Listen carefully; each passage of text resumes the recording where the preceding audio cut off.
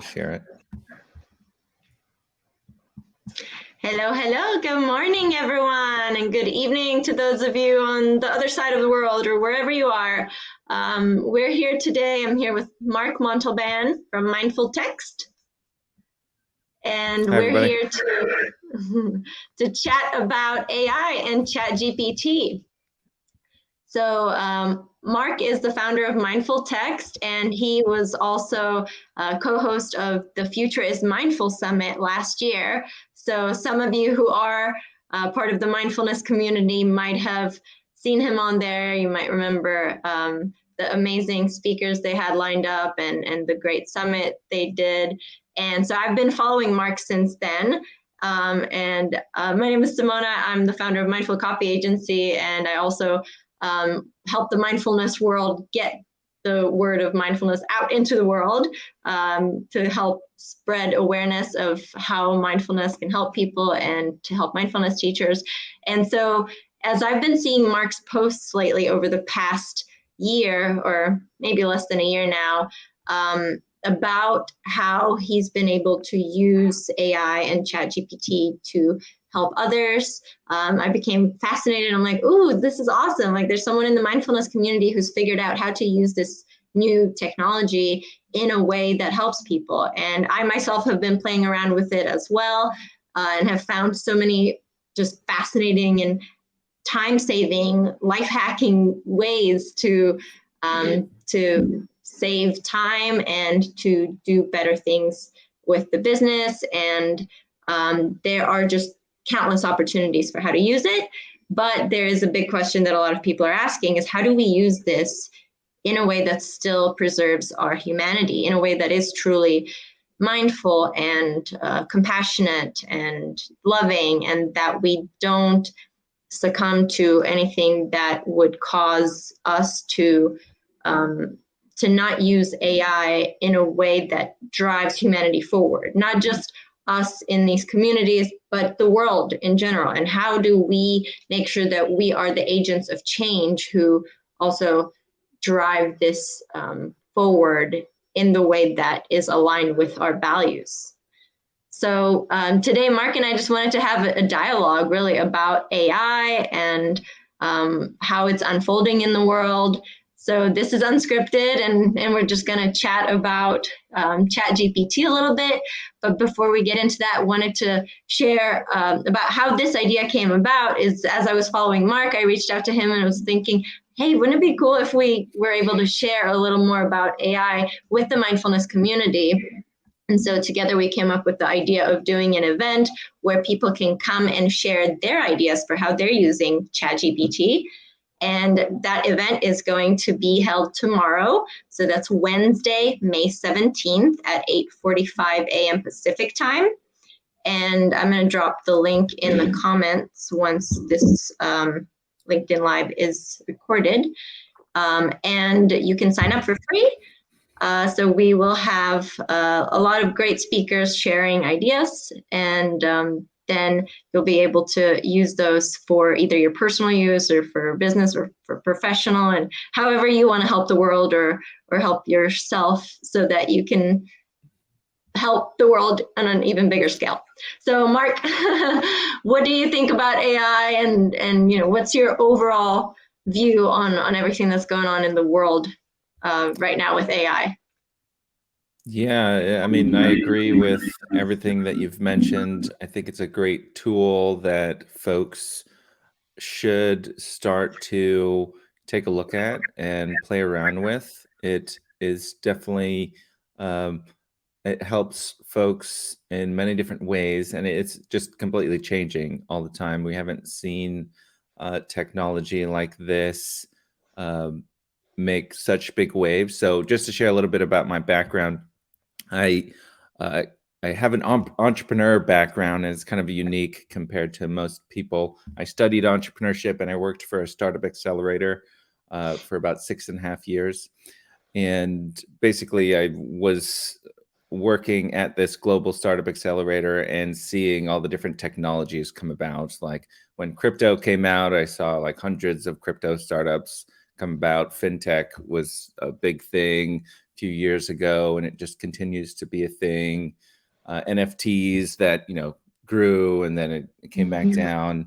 All these different ideas come and go. This one with AI, it's very interesting because it's widely applicable to basically all industries, whereas NFTs, um, it, it is applicable to certain industries, but it was less inclusive feeling.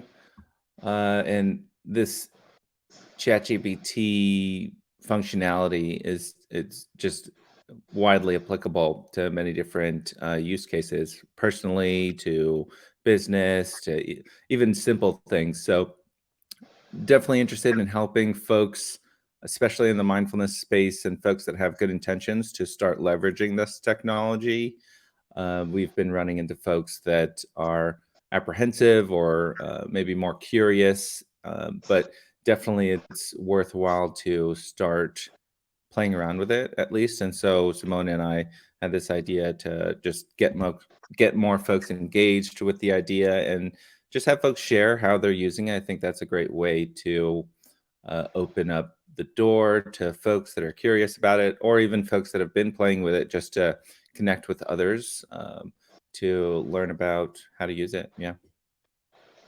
Yeah, it's definitely helpful to get inspiration from others, because sometimes it's like when anything new comes out, if we don't know about it, it's easy to be worried or nervous about something until we experience it for ourselves, because then when we kind of try to swim in the waters, then we're like, oh, okay, maybe this isn't so bad. And we find ways that others have made swimming in those waters easier, and then it becomes like, then it's not something that we're scared of anymore. Then we find ways to use it. I really like to think of it as a tool, like any tool that comes out, like a knife, right? It's a tool that can be used for good or for bad. It depends on who's using the tool.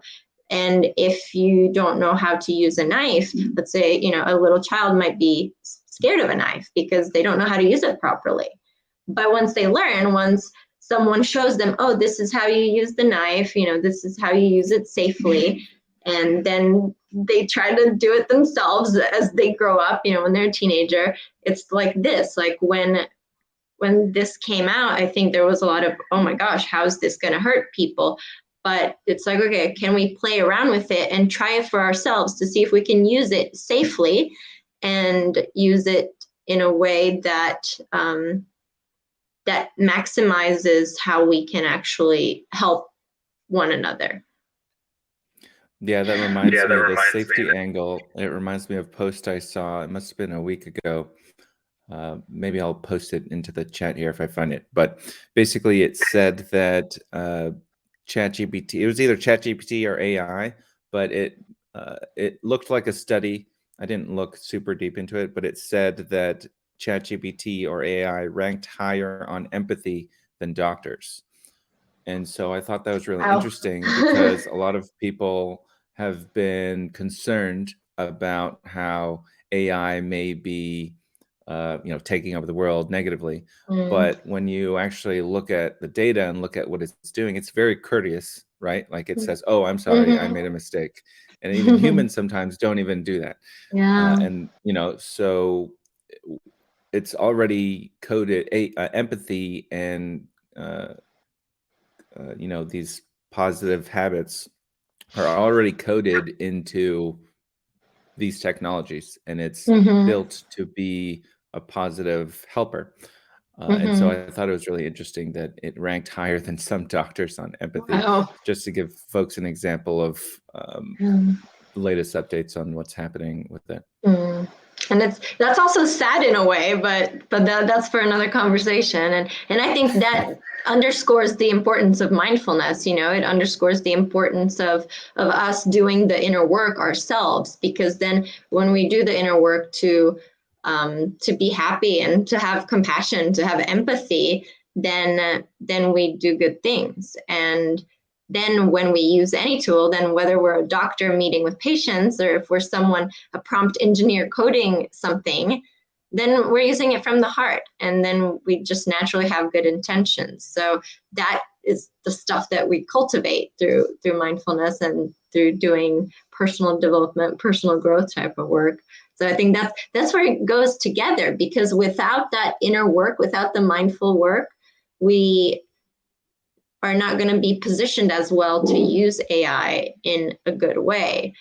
Versus if there's, I think the fear is that, like the movies we see, is that robots are going to take over, but that's only if we aren't conscious, if we allow people who don't have good intentions or who aren't necessarily using things to help others with good intentions, if we don't choose to use those things consciously and with a clear intent, then other people who don't think about others will use them. And so I think this is really like an opportunity for those of us who want to help the world to be proactive about this, to not be scared to take this tool and use it for good, so that the people who are, curious about using it for maybe not so good, there won't be as many of them, because there's going to be more people learning how to use it for good and sharing how to use it for good instead of being afraid of it.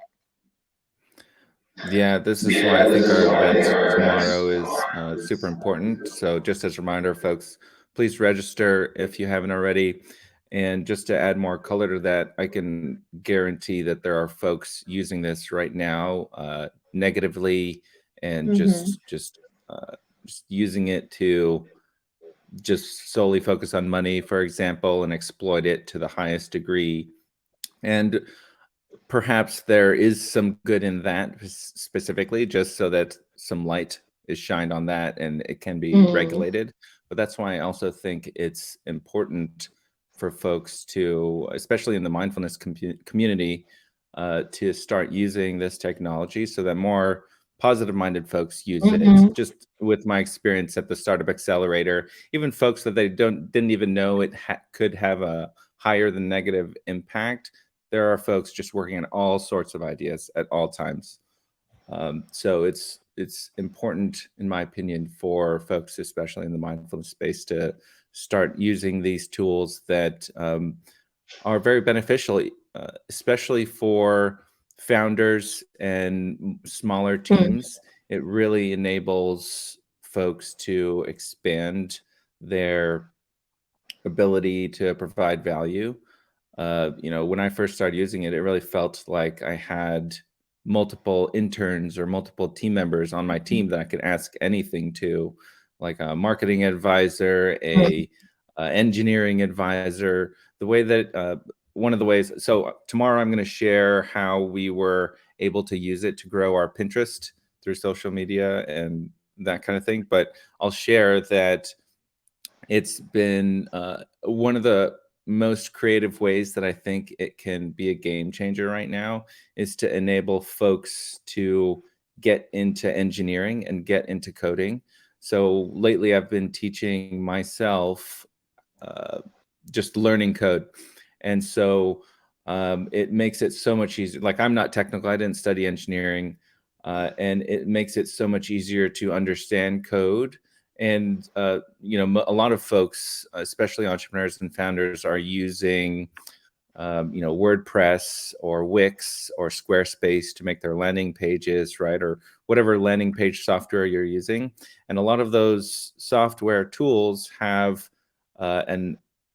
an area to embed HTML or CSS code, right? And so what you can do, what I've been doing with ChatGPT is just saying, so a couple of weeks ago, I had an idea to create a pricing calculator, because we don't have our pricing super public right now for mindful text, but I wanted to create a pricing calculator.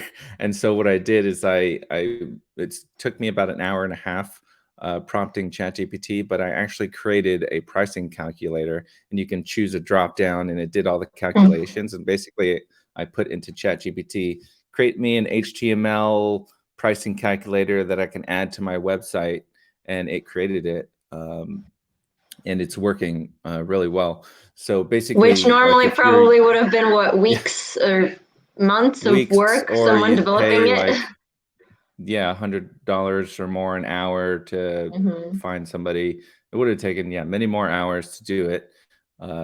to do that kind of thing. And so if you have a website, this tool is definitely useful for dabbling more into the coding type of side of things, and definitely a worthwhile skill to start to build that everybody's basically a beginner at right now. Everybody is pretty much a beginner at ChatGPT. So it's a good time to start learning. And that's why I also think it's great for communities to learn together, because nobody is really an expert, right? Because it's so new that, well, maybe the people that created it, but even, all of us are learning together. And I think that's the cool thing, actually, because it's a feedback loop, it all works based on user input. So we're actually kind of co-creating it together based on what we ask it, based on how we train it. And that's where I think we're creating something that is more community driven naturally, rather than an individual creating a software or product and saying, oh, like, you should use this, and this is how it's going to work, and that's it. This is different. This is like, it's always being guided by what the user wants. And I think that's also, in a way, an opportunity for us to practice mindful listening, because then when we hear about how others are using it, we can kind of pause and reflect and see, okay, what are people asking, and what are people needing? What are people using this for? And that allows us to then respond to their needs in a better way. And that's also sometimes that is how I look at marketing. It's, creating something based on what people are needing.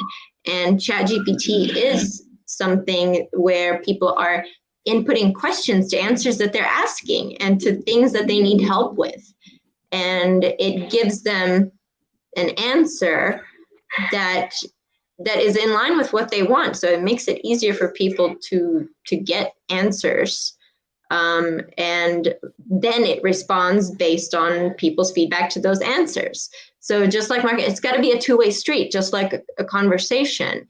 You listen to what the other person is saying, and then after you're present to it, then you respond to it. And we have a comment here, or a question, actually, a good one.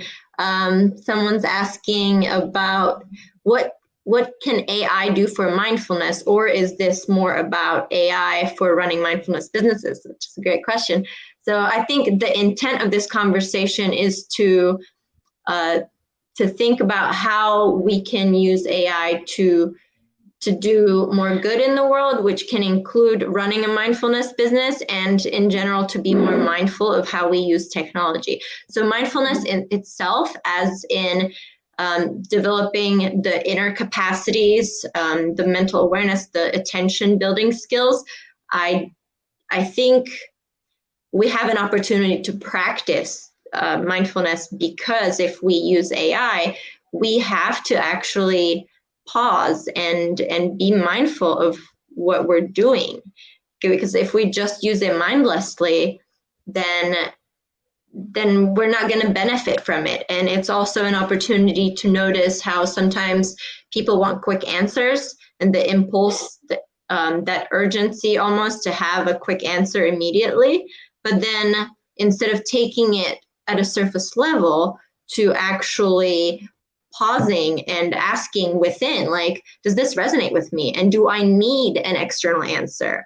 And can I go within using this answer? Because even the answers on Mindful or on ChatGPT are generated by people, because yes, it is written by algorithms and robots, but all of that comes from human content that was previously put together. So then, like anything in life, to me, it's an opportunity to notice, okay, am I seeking an external answer and relying on it, or am I asking and then I have an answer, and then can I get still and notice, is this something that resonates with me? Does this feel right? So yeah, bringing mindful awareness to an application. Exactly. That's one way to practice it. And then yeah, it's also about running mindfulness businesses, running any, what I would call conscious business.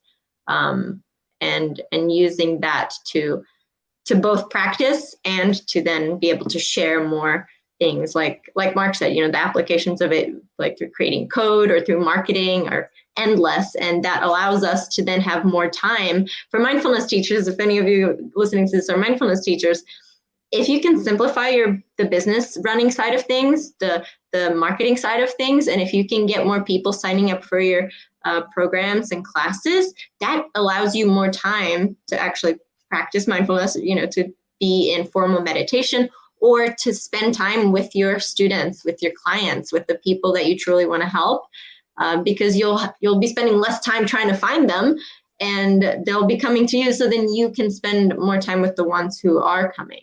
So that's an idea there. But sorry, I feel like I went off track there. Mark, you have any inputs on that? Yeah, you mentioned a lot of different ideas. One of the ones that is coming to mind right now is basically how the outputs of ChatGPT are basically human generated to a certain extent. And Mm-hmm. just thinking more about that, one of the first things that started to come out when ChatGPT was going viral was how it start to spew out wrong information or biased Mm-hmm. information, right? And so one of the things that comes to mind is that at least from my perspective, the output of these tools seems like it's just a mirror of human society. And so that can give us a like a note on where we can improve as a society as well. Like I love there's that. a lot of talk about how there's bias coded into AI. And that's a good signal for us and engineers in particular to Mm-hmm. take a look at where that bias is coming from. And a lot of these things are, in the subconscious. And that's why I think mindfulness Mm-hmm. is super helpful in many different ways, many different industries, and in particular for the engineers coding the foundational code for these generative AI tools. So I definitely think mindfulness plays a big part, and that's why we saw Sam Altman talk at Wisdom 2.0. So the um, yeah, it's an important topic, and even the leaders of these AI tools and companies recognize that. Can you tell us more about that, Mark? I was going to ask you because I know you went to Wisdom 2.0. So, what were the main takeaways from that talk, and what was the vibe after people heard that? Yeah, so Wisdom 2.0, it was a very interesting event. It was my first time going there. Apparently it's gone on for it's like the 14th year that it's been going on, so it's been going on for quite a while. Uh, and yeah, I met a lot of folks. It was awesome. I went in person. There was definitely an AI vibe there. A lot of the speakers were hinting about AI. Sam Altman, the CEO of OpenAI, he was the last person to speak. It was a 3-day event, Friday to Saturday. And yeah, it's I got a vibe that people were apprehensive about AI, but the speakers did a great job of and the moderators and the hosts did a great job of alleviating those concerns and just sharing that it is a tool that can be used for good. And I was happy to hear that Sam Altman had a meditation practice and does practice mindfulness. So that was great. Um, there are a lot of concerns, though, from folks about how this is going to be used, but I think it's really up to us and the folks that are in the mindfulness space and the folks that do have good intentions to start using it and building upon it. And it can be applied to everything that you're working on, even to writing emails, to the code, like we mentioned, to brainstorming. Yeah, that's what I'm thinking so far. Yeah, that's awesome.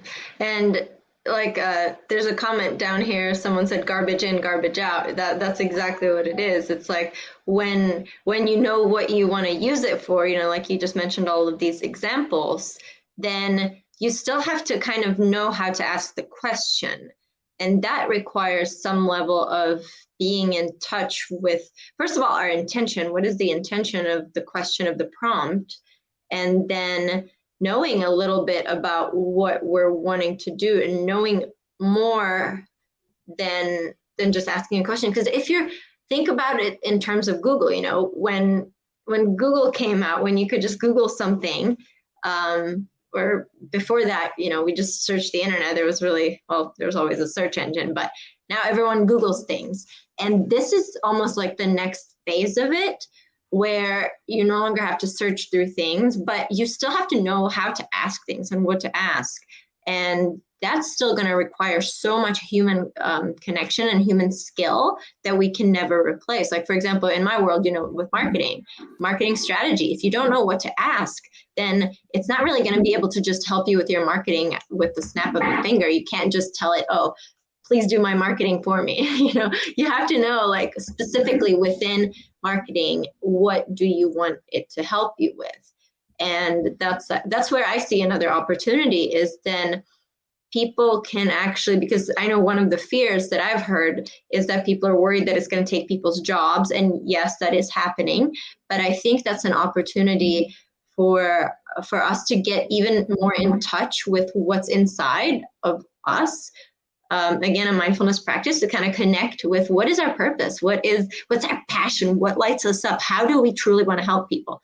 Because I think there's still a lot of people that are in careers and professions that aren't necessarily what they enjoy, but they think it's the only way. And this could be a way for people to start experimenting with other things and to use that passion to help people in a new way, because the technology can then maybe allow them to reach more people, or to get creative ideas that they can then share with others. It will take time. I feel like it might take decades before we figure this thing out. But this is an Hopefully exciting time soon. for us to shift our focus and to be excited about the opportunities, rather to look for the opportunities rather than the challenges, or to meet the challenges with an exciting way. Again, a mindfulness practice, rather than running away from what's scary. Can we sit with it, and can we just let it flow through us like a difficult emotion? This might be a challenging time for a lot of people, and it might be challenging to first start using it, but if we can be with it, and we can work with it, and we can accept it as what it is, not push it away, not try to resist it, but use it using our own heart and our own consciousness, using this amazing power we have to think, to analyze, to have emotions, and especially to connect. And this is where the human connection element comes in too, because if we just use it on our own in a little box and we never talk to anyone, then it's not the same as if we're able to openly share, like, how can we use all of this for all of us, for the benefit, for everyone. Yeah, and to that point of human connection, I do think personally that things are going to come back around, back to being human centered with Mm-hmm. AI specifically. Even when you look at HR trends, there's a trend of empathy growing in the workplace, human centered Mm-hmm. operations, right? It used to be all about just getting the job done and not really caring about the human side of things.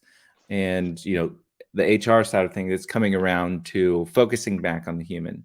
Even with organic foods, we focused on scaling food so far, and then now we're seeing the benefit. Oh, organic, even though it's harder to grow organic food, people are seeing the benefit of Mm-hmm. consuming organic food. Similarly, I think in the AI space, there's just this massive boom of, okay, we're just going to lean on technology, lean on AI, but we're still just going to come back to the hyper benefit, the real value of human connection. It's Mm-hmm. just unbeatable at the end of the day, in my opinion. Mm-hmm. So that's why I don't think we really have anything to worry about. Like, Mm-hmm. at the end of the day, I think the human connection is going to trump everything. And we're just experimenting with this technology at the moment. And it's just going to come back down to really knowing that, yes, as humans, that's the most important. I love that. Yeah. And it also goes with what you said, you know, with it mirroring our humanity, because then as we learn to connect better, then we're going to see that being reflected in that technology too. Like as time evolves, and now especially in the post-COVID era where human connections even more, I think people value it more now than ever because they've seen the world without it. It would be hard to let that go. Like we lived in a world where we couldn't be together, and now who would allow, you know, AI to keep us from being like humanly connected? And if we can really use it together, then we can create that world that we all dream of slowly. And it But starts tomorrow. yes, and it starts tomorrow.